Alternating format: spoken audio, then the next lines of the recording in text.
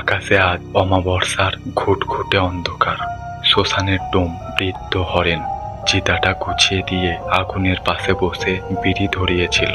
আজ একটা কম বয়সী মেয়ের লাশ এসেছে, যার কোনো আত্মীয় নেই। হরেন একা হাতেই সব সামলাচ্ছে। হঠাৎ আগুনের শিখাগুলো নীল হয়ে কেঁপে উঠল। হরেন দেখল চিতার পাশেই একটি ছায়া দাঁড়িয়ে।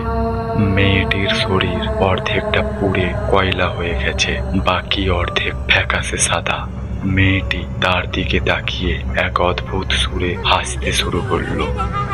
হরেন ভয় পাওয়ার লোক নয়, সে ধমক দিয়ে বলল, মরণ হয়েও শান্তি নেই, শুয়ে পড় চিতার উপর।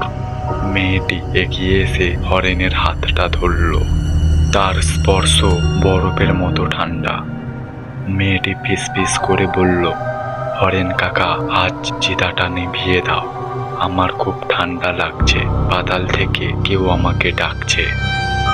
হরেন তাকিয়ে দেখল চিতার আগুন সত্যিই নিভে গেছে, আর মেয়েটি যেখানে দাঁড়িয়েছিল সেখানে এখন শুধু এক মুঠো ভিজে ছাই আর একটা আধপোড়া নূপুর পড়ে আছে।